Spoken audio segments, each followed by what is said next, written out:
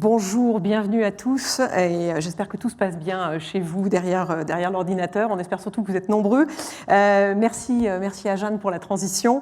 Mon nom est Emmanuelle Garnaud-Gamache, je dirige le développement international et la prospective de BICOM, un institut de recherche technologique qui travaille entre autres, mais pas que, sur l'intelligence artificielle, la 5G, le futur de l'image et du son. Et je suis très heureuse de pouvoir vous accompagner pour les 2 prochaines séquences, et notamment avec cette table ronde qui va justement être consacrée aux technologies qui transforment les industries européennes. Et pour en discuter, eh bien, j'ai la chance d'être entourée de très belles marques, de très grands noms et de personnalités référentes que je vais sans plus tarder vous présenter. Je vais commencer avec Yves Le Gellard, qui est Group CIO et Chief Digital Officer, excusez-moi, de Engie. Bonjour Yves. Bonjour. Julien Grouès, qui est directeur général France d'Amazon Web Services. Nous avons également Yves Tirode, qui est directeur général en charge du digital et de la data au groupe BPCE. Bienvenue Yves.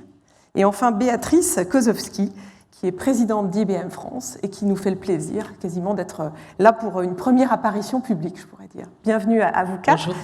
Et nous avons normalement à distance Amélie Oudéa-Castéra, qui est directrice exécutive e-commerce, data et transformation digitale du groupe Carrefour. J'espère qu'Amélie est bien avec nous et qu'on va pouvoir la saluer.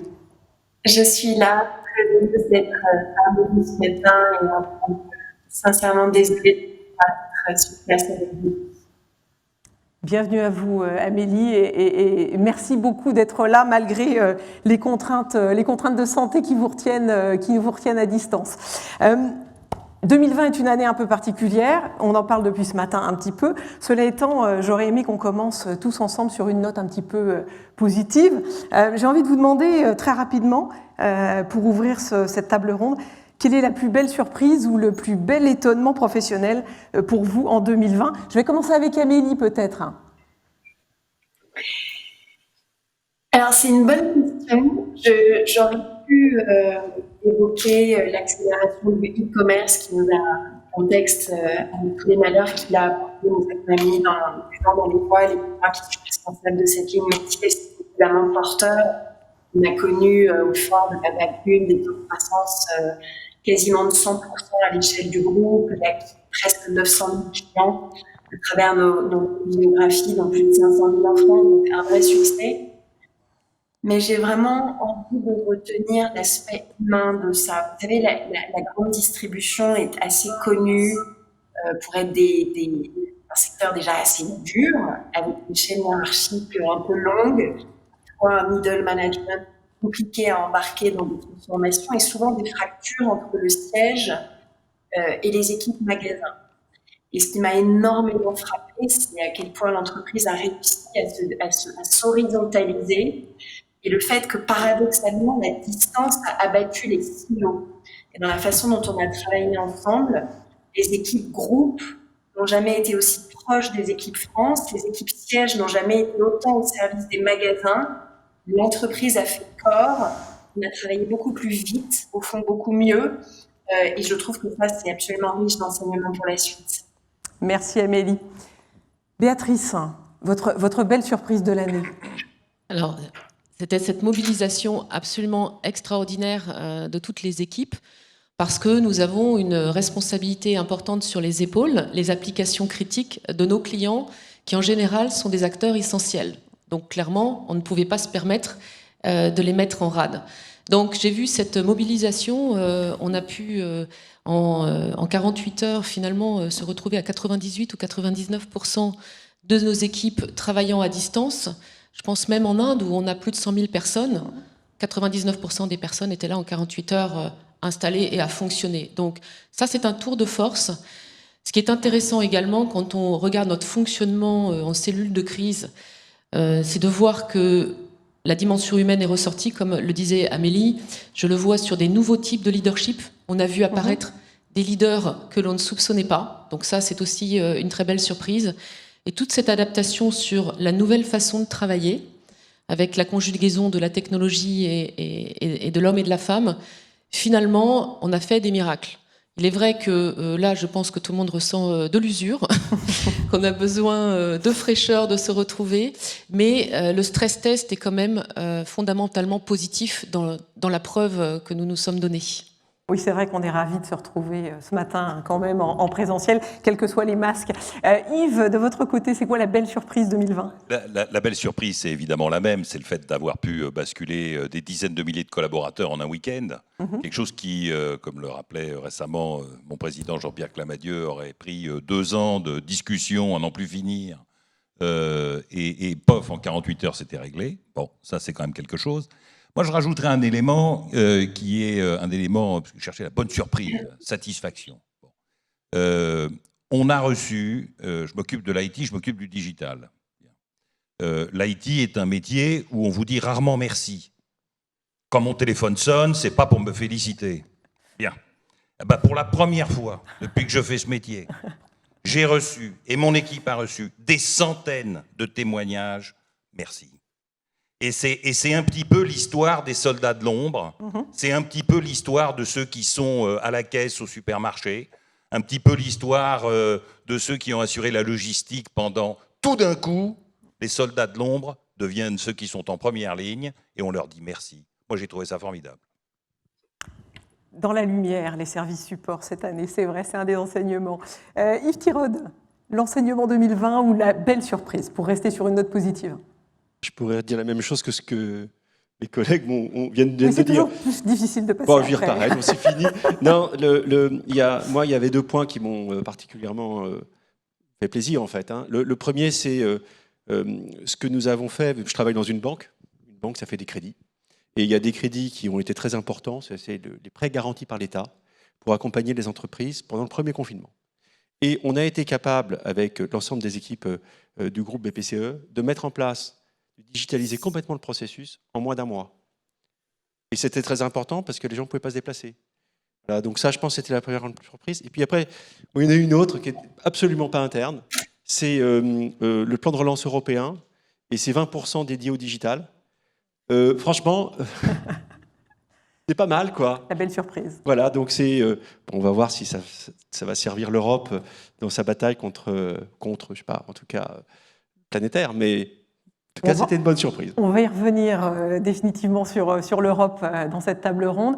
Julien, pour terminer ce tour de table positif. Je pense que presque tout a été dit déjà, entre les nouveaux types de leadership, les merci, le fait que l'humain a été au cœur. Moi, je pense que ce qui m'a vraiment impressionné, ça a été la réactivité des entreprises et des organisations en France.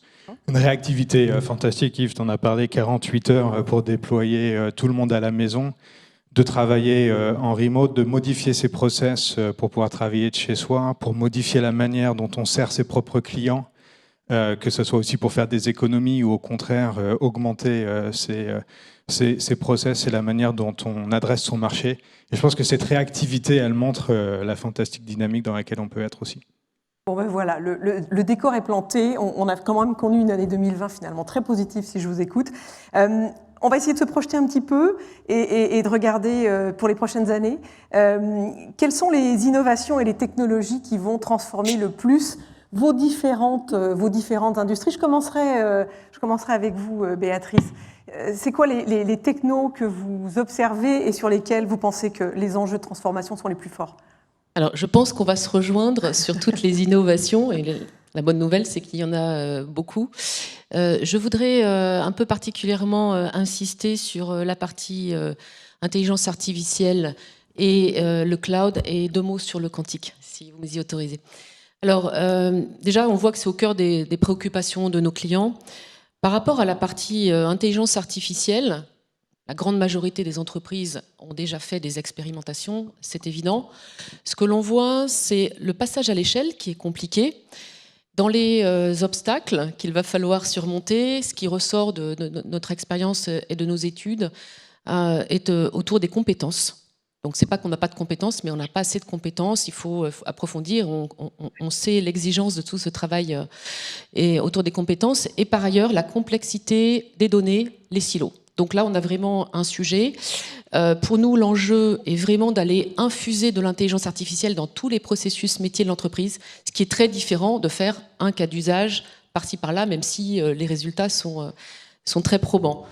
Il y a un enjeu, évidemment, d'aller exploiter les dark data. Donc, il y a 2 ans, on imaginait que c'était 80% de ces données qui n'étaient pas exploitées par l'entreprise.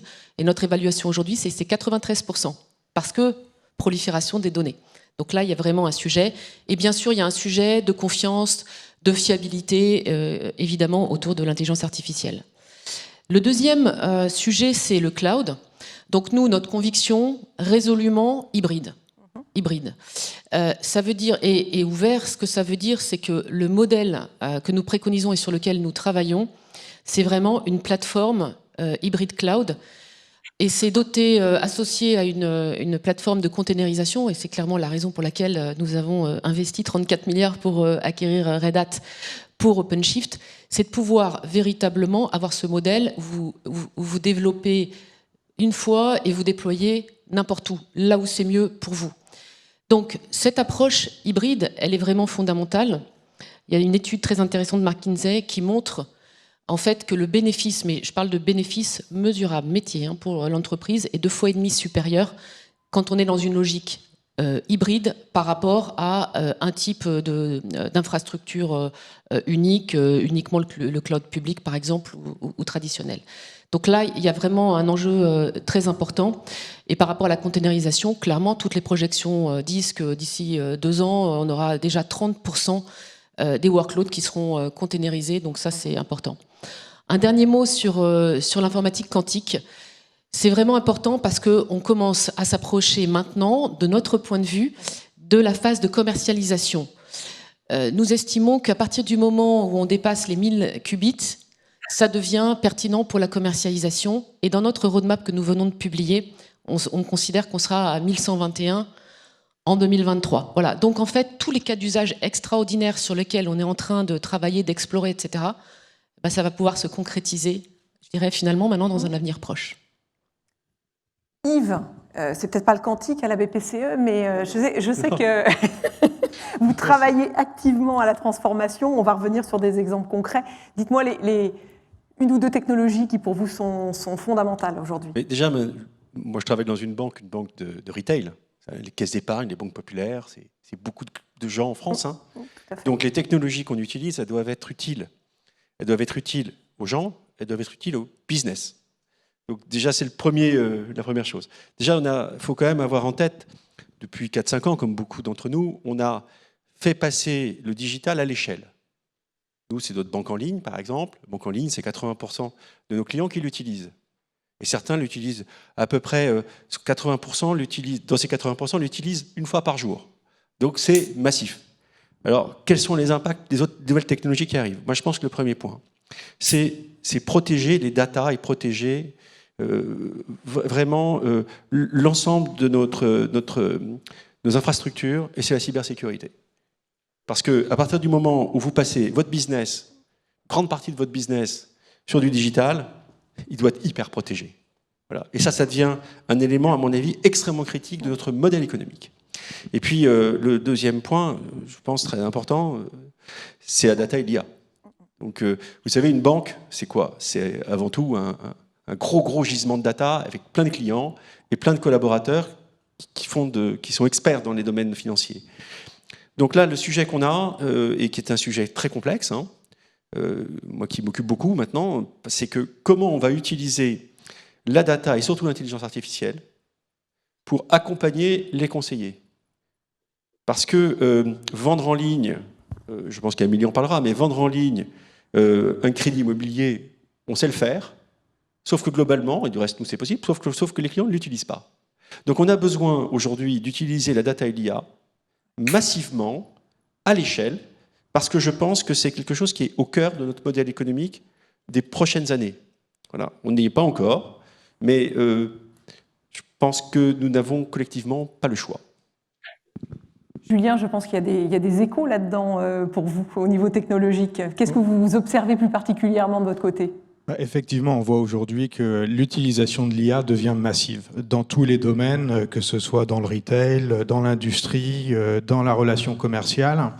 Un exemple par rapport à ceux dont vous parliez, Yves, c'est par exemple Boom, qui est un créateur d'avions hypersoniques aux États-Unis, utilise aujourd'hui l'intelligence artificielle pour designer ses avions.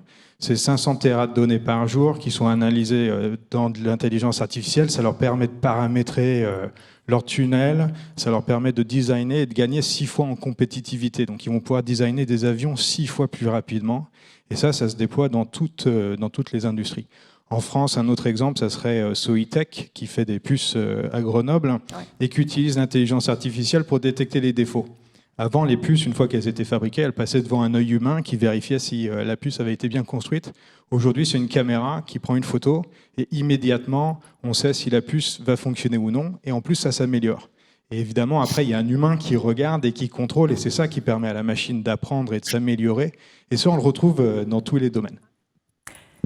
Yves, chez Engie, quels sont les technos qui vont transformer les prochaines années? Oui, je crois que, évidemment, je rejoins les collègues. Je pense que la data est l'alpha et l'oméga du nouveau siècle. Pour nous, ça veut dire 2 choses qui n'ont pas été mentionnées jusqu'à maintenant. Le premier, c'est l'IoT, le deuxième, c'est la 5G. Aujourd'hui, nous avons un certain niveau de dispersion de capteurs sur, par exemple, nos grandes fermes éoliennes ou nos grands parcs solaires. Sur un certain nombre de ces équipements, il y a 10 capteurs, 50 capteurs.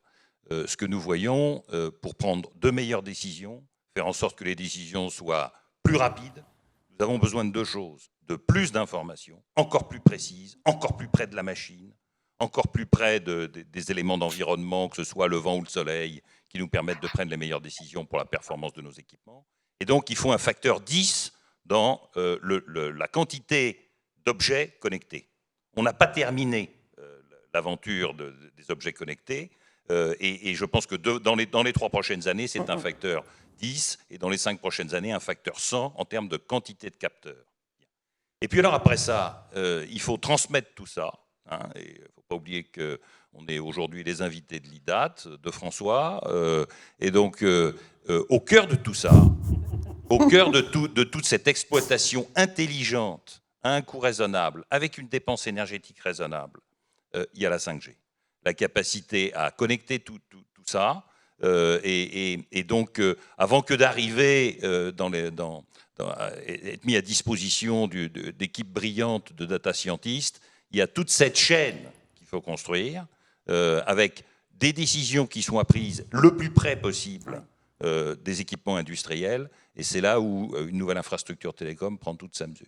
Voilà. Tout à fait, Data, IoT, 5G. Vous avez réussi à ne pas prononcer Edge, c'est bien.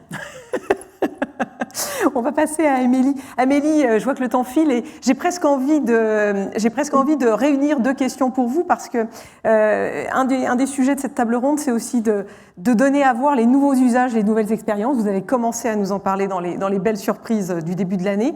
Alors, j'ai envie de vous regrouper les 2 questions et de vous demander finalement chez Carrefour, comment vous réinventez l'expérience du consommateur, du client, grâce aux technologies. Racontez-nous, donnez-nous quelques exemples de ces innovations en marche bien concrètes. Ok, alors peut-être je vais en citer 3. La première, c'est la blockchain.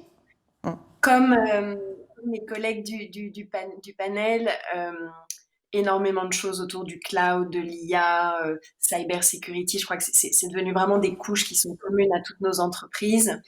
Ce qui est peut-être spécifique à Carrefour et en tout cas à notre secteur de l'alimentaire, c'est l'intérêt des technologies de blockchain en matière de traçabilité alimentaire, capacité à bien expliquer aux gens d'où proviennent les aliments, où est-ce qu'ils ont été produits, transformés, comment ils arrivent à leur assiette. Également la faculté, quand vous avez un incident dans la chaîne de sécurité alimentaire, de récupérer, d'identifier très très vite les lots pour les extraire des assortiments mis à la disposition des clients. Et il y a aussi des points d'application très intéressants dans le domaine de la supply chain qui peuvent nous permettre d'avoir vraiment des gains d'efficacité grâce à cette technologie de la blockchain. Et d'ailleurs, avec Béatrice, nous venons de signer ensemble Carrefour et IBM, un très bel accord sur la blockchain. On s'appuiera sur leur infrastructure pour continuer à progresser, et notamment sur nos produits de marque propre, de marque Carrefour, à blockchainer un certain nombre de ces éléments pour créer cette rassurance vers le consommateur. Le deuxième exemple que j'ai envie de citer, c'est ce qu'on s'est dit sur l'intelligence artificielle, qui est vraiment réellement, data et intelligence artificielle, une révolution dans notre métier. Sur l'élément de prévision de commande, prévision de trafic en magasin, prévision promotionnelle, et ensuite, l'IA nous permet d'améliorer notre efficacité sur tous les compartiments de la chaîne. 3 exemples concrets, l'assortiment, la composition de l'assortiment quand on met dans nos magasins. C'est on a des petits magasins, des réseaux de proximité, le peu de références qu'on est en capacité de proposer à nos clients, il faut qu'elles soient super optimisées, qu'on soit sûr que dans cette zone de chalandise, ce soit exactement ce que veulent les consommateurs. L'IA, les algorithmes nous permettent beaucoup d'affiner ça. Algorithme pour améliorer la fixation des prix, c'est un élément totalement majeur. Vous savez que la grande distribution, c'est d'assez gros chiffres d'affaires, mais de toutes petites marges. Donc l'incidence d'un algorithme très performant en matière d'élasticité prix ajusté aux produits est totalement décisif. Et puis le dernier élément, qui est probablement un des plus gros irritants clients dans notre métier, c'est quand il y a des ruptures dans les linéaires. Là encore, les modèles prédictifs nous permettent d'anticiper ces problèmes-là et donc de réapprovisionner les rayons de manière beaucoup plus efficace. Donc ça, c'est vraiment des révolutions dans notre métier. Et puis peut-être le troisième exemple que je voudrais citer, qui est en lien avec l'IA et croisé avec la reconnaissance vocale, c'est le e-commerce à la voix. Je crois que Carrefour a pris un petit temps d'avance là-dessus. En début d'année, on a sorti au printemps une très belle expérience de course à la voix en partenariat avec Google. Et je crois que là, on a la capacité en fait à transformer une expérience e-commerce d'un panier assez long à constituer 30-35 minutes au global en quelque chose qui est fait en 5 minutes, et ça, c'est assez époustouflant et riche de beaucoup de promesses.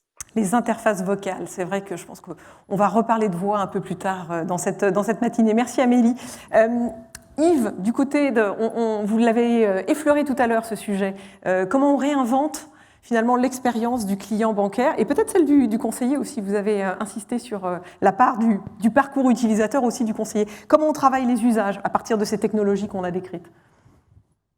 En fait, quand on a commencé à travailler la partie transformation digitale, on pensait évidemment au client, à la banque en ligne, son site web, toutes les opérations simples. Ouais. Et ça, on l'a fait. Et du reste, ce qui est assez intéressant, c'est qu'on voit qu'aujourd'hui, l'ensemble des banques généralistes ont les mêmes niveaux de service que les banques en ligne ou que les néobanques, sur les services assez simples que veulent les clients. Donc je dirais que ça, c'est quasiment derrière nous. Le sujet maintenant qu'on a, nous on l'a appelé Digital Inside. C'est faire que le digital se diffuse partout dans l'entreprise. Partout où il y a des utilisateurs. Parce que c'est quand même très frustrant pour un collaborateur de se dire, enfin je vois que quand même vous fournissez à vos clients, à nos clients des choses formidables, et moi en interne, c'est quand même très compliqué. Et donc ça, c'est une chose que je pense qu'on vit dans plein d'entreprises. Et donc ça, c'est ce qu'on a réfléchi avec l'ensemble du comité de direction générale. On s'est dit, mais le digital ne peut pas et ne doit pas être uniquement le fait de quelques experts du digital dans un coin, assez focalisés sur uniquement la partie banque en ligne. Et donc on a inventé ce concept de Digital Insight qui est très important, qui n'est pas évident, important, mais pas évident à mettre en œuvre, parce que ça veut dire que vous acculturez toute l'entreprise et vous avez comme objectif que tous les collaborateurs aient le même niveau de service, ça veut dire la même UX, c'est-à-dire que nous, on pense profondément que la UX qu'on déploie pour nos banques en ligne, elle doit être la même que celle qu'on déploie pour nos outils internes. Bon, on avait appelé ça, je me rappelle quand j'étais dans d'autres entreprises, on appelait ça symétrie des intentions.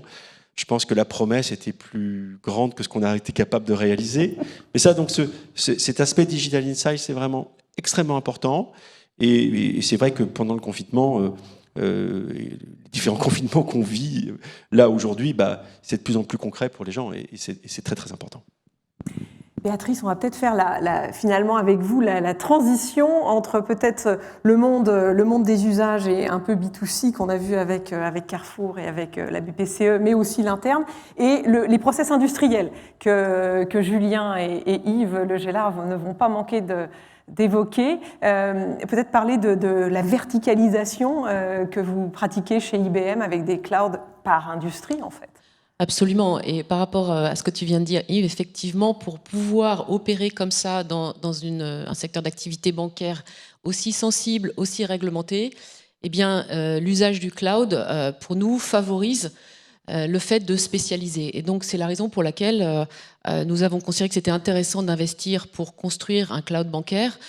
Juste pour donner un exemple, une institution financière, quand il y a 280 points de contrôle en temps réel à opérer et de la sécurisation, évidemment, c'est intéressant de construire le cloud pour qu'il soit conforme et sécurisé par design. Donc, c'est ce que nous avons développé avec, par exemple, aussi des technologies de Keep Your Own Keys. Donc, en fait, les clés d'encryption sont celles du client et elles restent entre les mains du client, ce qui veut dire concrètement qu'aucun de nos collaborateurs ne peut avoir accès aux données. Donc je pense que dans toutes les questions qui se posent sur la protection des données, la sécurisation, c'est un vrai sujet.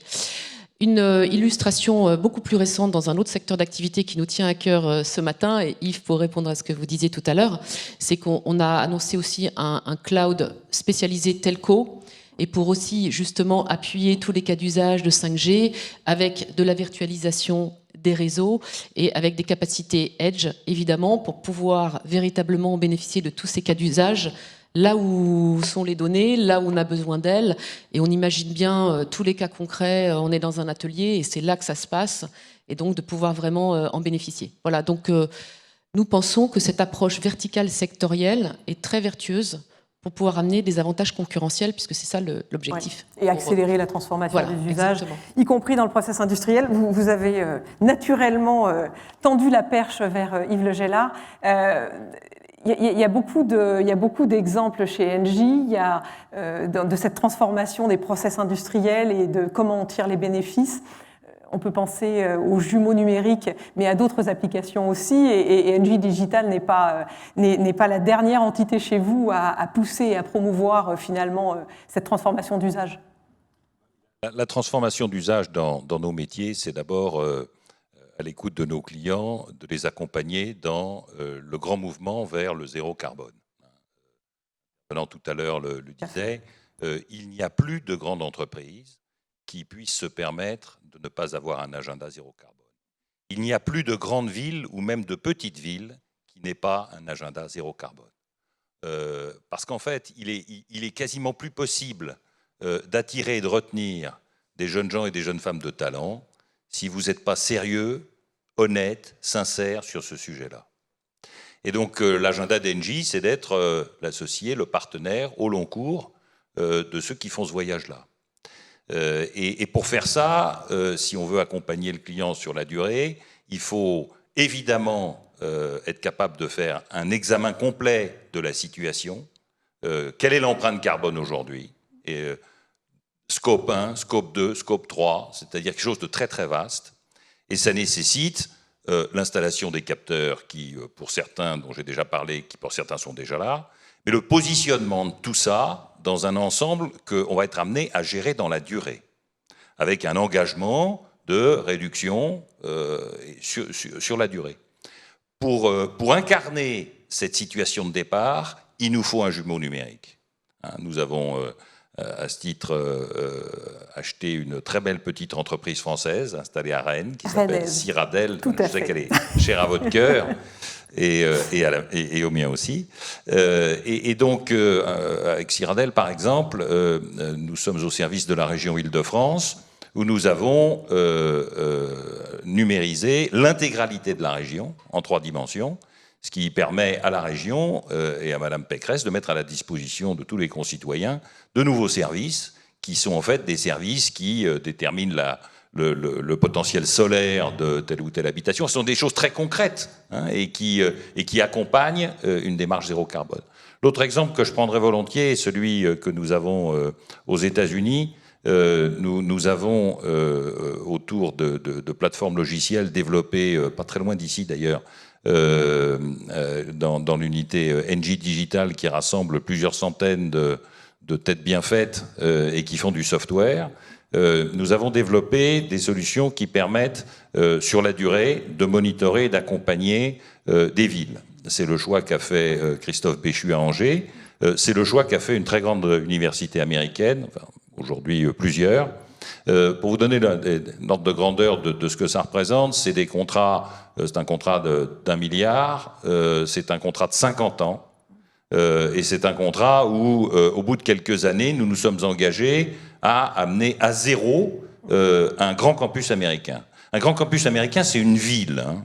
C'est 500 bâtiments, c'est des dizaines de milliers d'étudiants et de professeurs, et donc en grandeur réelle, en captant tout ce qui se passe, y compris en utilisant des technologies télécom, de Wi-Fi pour localiser où sont les étudiants, baisser le chauffage, monter la clim, baisser la clim, fait chaud dans le centre des États-Unis, hein, donc il n'y a pas seulement des problématiques de chauffage, il y a aussi des problématiques de climatisation.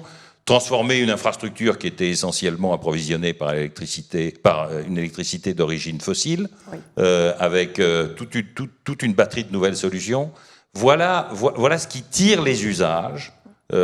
Et en fait, au cœur de tout ça, il y a cette transition, cette exigence, en particulier portée par les nouvelles générations, que zéro carbone, c'est plus une option.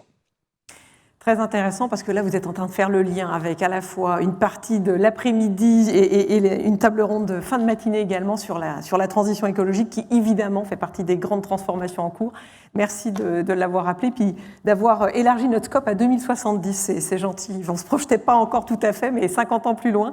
Julien, toujours sur cette question des transformations et pour en finir sur la transformation usage, vous avez de beaux exemples, peut-être sur des dimensions plus petites, mais tout aussi importantes pour la compétitivité de la France et du territoire, les PME. On dit souvent que la France est malgré tout un peu en retard dans la digitalisation. On n'est pas au premier rang, en tout cas, des pays les plus digitalisés pour les PME et les TPE. Quel regard vous portez là-dessus chez Amazon Web Services ? Nous, aujourd'hui, ce n'est pas ce qu'on voit. Ouais. Ce n'est pas du tout ce qu'on voit. On voit un secteur français dans toutes les entreprises de toutes les tailles extrêmement dynamique. Que ce soit dans les très grandes entreprises, il y a à peu près 80% du CAC 40 qui travaillent avec AWS, mais aussi 80% du Next 40, et toutes les tailles d'entreprises entre les deux. Et ça, pour se transformer et rapidement, parce qu'aujourd'hui, ce qu'on voit, c'est que la rapidité et la vitesse de transformation, en fait, c'est ça qui est important. Et aujourd'hui, les entreprises cherchent deux choses via le cloud, et peut-être même une troisième. La première, c'est des réductions de coûts. Qui amène aussi des réductions d'émissions de CO2. On voit aujourd'hui que la plupart de nos clients économisent plus de 80% d'émissions de CO2 en commençant à travailler avec nous, notamment grâce au partenariat qu'on a avec Engie sur la fourniture d'électricité. Le deuxième point, c'est l'innovation. Et comment libérer cette innovation ? Et pour libérer l'innovation, il faut aussi rendre le coût de l'échec beaucoup plus bas. Parce que pour innover, il faut tester. Quand on a 10 idées, il y en a une qui paraît évidente, c'est pas de l'innovation, mais il faut aussi tester les 9 autres. Et pour ça, il faut aussi savoir arrêter ce qui ne fonctionne pas. Et donc ça, on le voit, et ce dynamisme dans les PME de test est important, et c'est ce qui leur permet d'innover rapidement. Et la troisième, et on en a parlé un tout petit peu en introduction, c'est la sécurité. Aujourd'hui, que ce soit la sécurité en termes d'accès aux données via le chiffrement, que ce soit la sécurité par rapport à contrer les cyberattaques, parce que les operating systems sont toujours à jour, parce que les CIO savent exactement quelles sont les machines et où. Et parce que, en termes de backup, ça permet de repartir plus rapidement derrière. Ça, c'est peut-être aussi la troisième raison.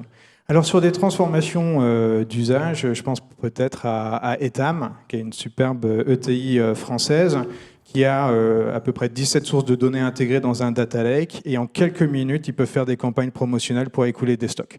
Ils envoient des emails, c'est vendu en quelques heures, et ça leur permet d'avancer extrêmement rapidement. Je pense aussi à Teréga, qui est un transporteur de gaz dans le sud de la France. Teréga est passé en serverless, c'est-à-dire qu'ils n'ont même plus, c'est la prochaine version des containers. C'est-à-dire que vous n'avez même plus besoin de containeriser, vous n'avez plus besoin d'avoir de serveur. Les transactions se lancent à la demande en fonction d'événements. Et pour eux, c'est plus de 80% d'économie en termes de coût d'utilisation de leurs services. Et ça permet de libérer et d'investir ailleurs. Merci Julien. Je vois que le temps file. J'avais beaucoup de questions encore à vous poser, mais on va devoir condenser un petit peu et condenser peut-être aussi les réponses, j'en suis navrée. Mais on va essayer de tenir notre horaire pour tous ceux qui sont de l'autre côté des écrans. Peut-être alors, on va résumer finalement la dernière question. On est obligé de parler d'Europe, c'est une dimension qui est incontournable aujourd'hui et hautement d'actualité pour plusieurs sujets. On a parlé du cloud et on va peut-être parler de Gaïa.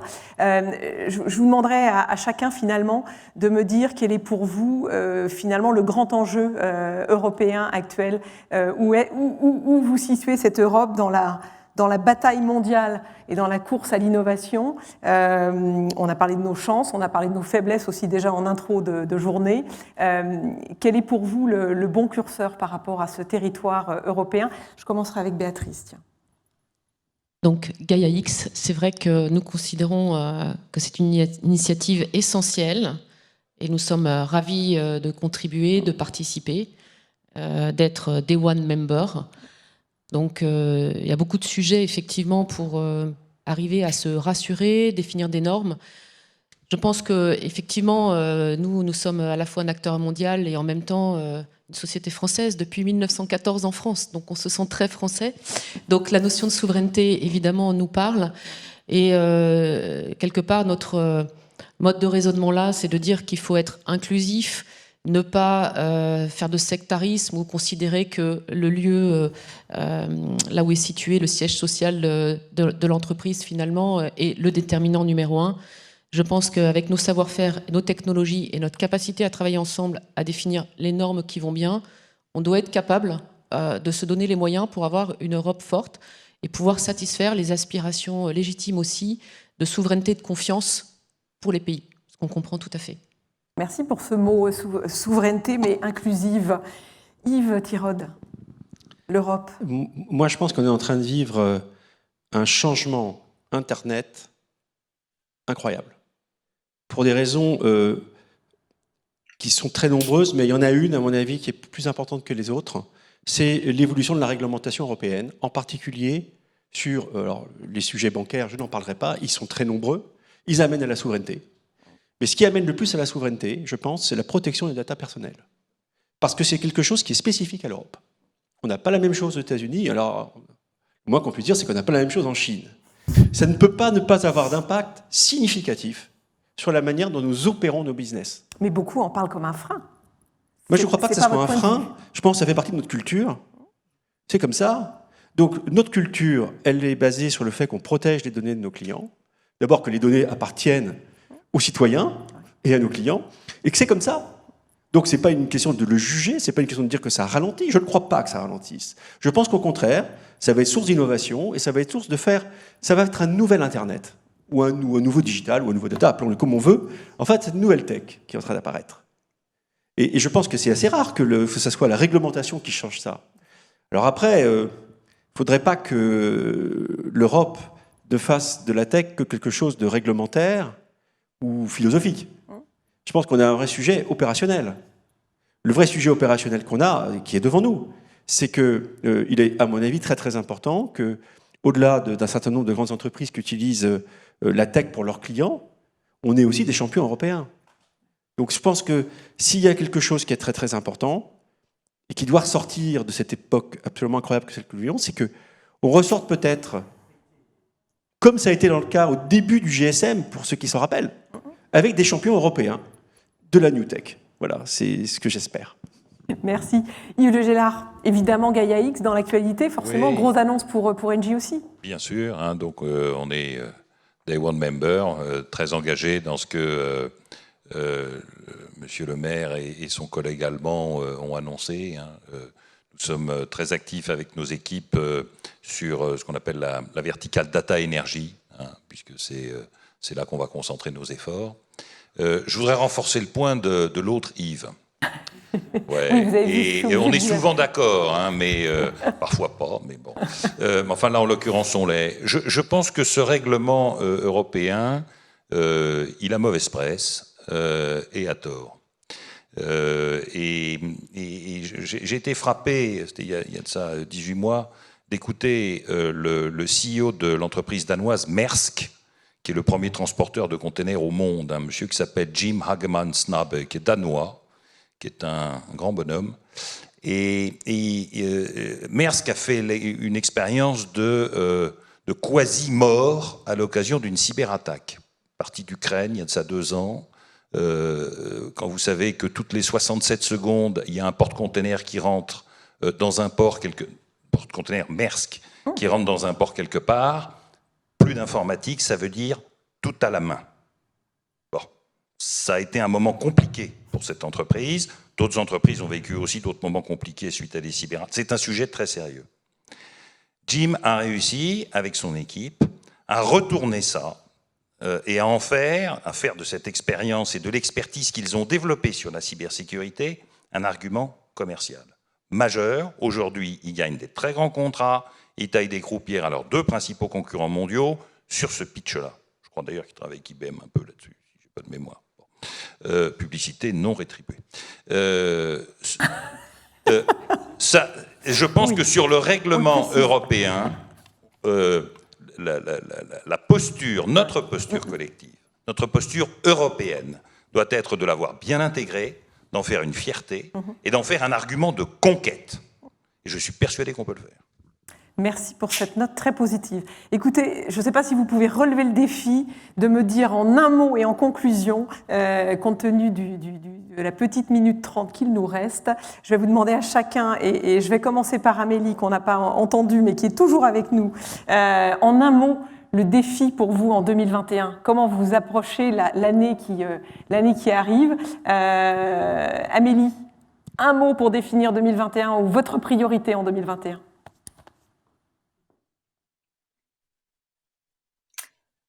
Garder l'élan et continuer sur cette dynamique qu'on prend. On a une entreprise qui est absolument mobilisée de partout et il faut que ça continue. Et j'ai quand même envie de rebondir sur votre question européenne parce qu'elle est magnifique et je suis heureuse qu'on parle d'Europe, je suis heureuse qu'on parle de technologie de manière positive. Enfin, je trouve que ce panel est chouette pour ça et ce rendez-vous qui date aussi. Le point, moi, que j'aurais aimé rajouter à ce qu'on dit nos 2 Yves avec lesquels je suis absolument alignée, c'est celui de l'éducation. Je crois que oui, on a ce cadre de régulation qui est super positif. On a besoin de ces champions. On a aussi besoin d'accélérer la digitalisation des PME, des petits commerçants, de toute la chaîne, etc., de bouger tous ensemble. Et je crois qu'il ne faut pas qu'on oublie qu'on a aussi besoin, pour rivaliser avec les GAFA, les BATX, d'avoir dans nos rangs des talents, développeurs, ingénieurs, intégrateurs de super haut niveau. Donc ce combat européen pour la compétence technique et technologique, il faut qu'on ait en Europe un Stanford, qui a un MIT qui émerge. Il faut qu'à un moment, on arrive vraiment à faire ça. Donc voilà, garder le cap, penser européen, penser positif, aimer la tech et véhiculer ce message de confiance. Et ma dernière touche, ce serait le e-commerce responsable. On a vraiment la double ambition tous d'être efficaces et performants dans nos métiers, mais aussi de construire des équilibres plus durables, plus soutenables pour la planète.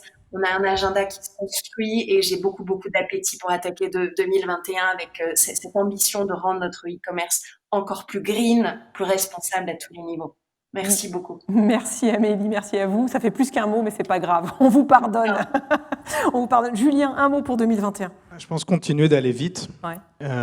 On a eu une fin d'année absolument incroyable sur la transformation, la mise en place de technologies.